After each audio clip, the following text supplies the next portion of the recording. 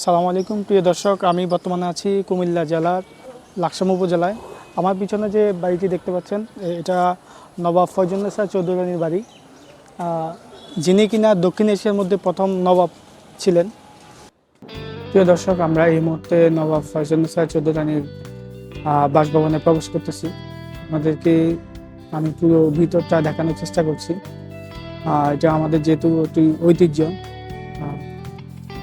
জাদুঘরের ভিতরে কি কি আছে যদি দেখেন, আমি আপনাদেরকে দেখানোর চেষ্টা করছি। তার ব্যবহৃত বিভিন্ন সামগ্রী এখানে দেখা যাচ্ছে, যেগুলো আসলে তিনি যে একজন নবাব সেটি প্রমাণ করে।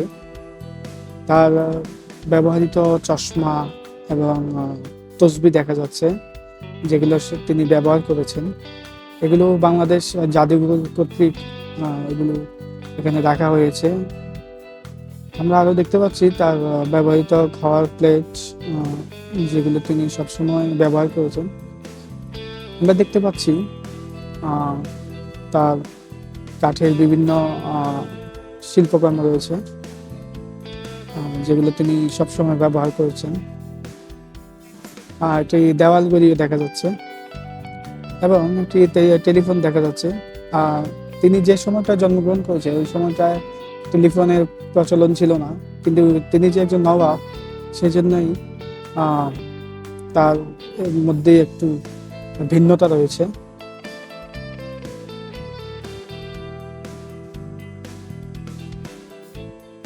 নবাব ফয়জুন্নেছা শিক্ষার ক্ষেত্রে অগ্রণী ভূমিকা পালন করেছেন, বিশেষ করে নারী শিক্ষার ক্ষেত্রে।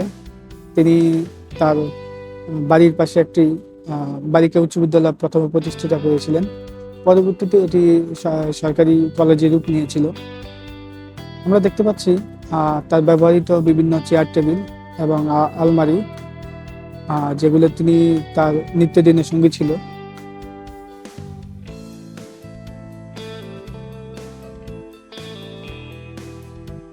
আমরা দেখতে পাচ্ছি একটি কাঠের সিন্দুক। সিন্দুকের প্রচলন যদিও এখন আর নেই, কিন্তু ওই সময় যে শিল্পকর্ম এটি চোখে পড়ার মতো। প্রিয় দর্শক, আমরা আরেকটি রুমে প্রবেশ করলাম, সেখানেও আমরা বিভিন্ন ধরনের তার ব্যবহৃত সামগ্রী দেখানোর চেষ্টা করছি। তিনি যে চায়ের কাপে চা খেতেন এবং তার হাতের লেখা বিভিন্ন চিঠিপত্র দেখা যাচ্ছে এখানে। এগুলো দেখলে বোঝা যায় তিনি একজন শিক্ষিত এবং একজন ধার্মিক মানুষ ছিলেন।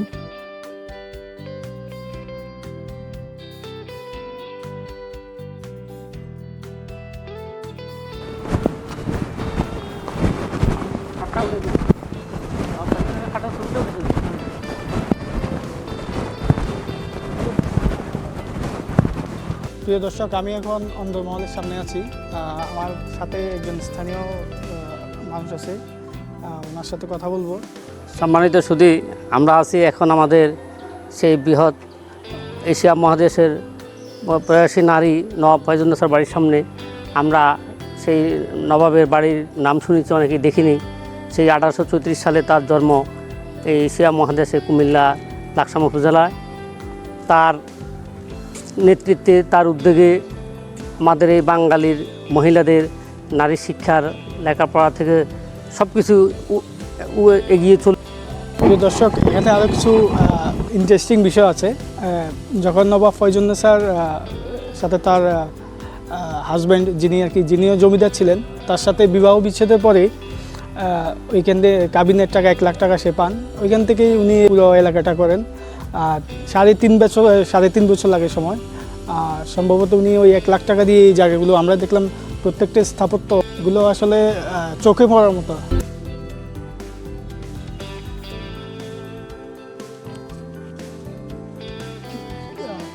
দর্শক, আমরা যতটুকু জানতে পেরেছি, এটি একটি বৈঠকখানা ছিল তখনকার সময়ে, বিচার মেল, যেটা আমরা গ্রাম্য ভাষা বলি, এরকম কিছু হয়েছিল এই জায়গায়।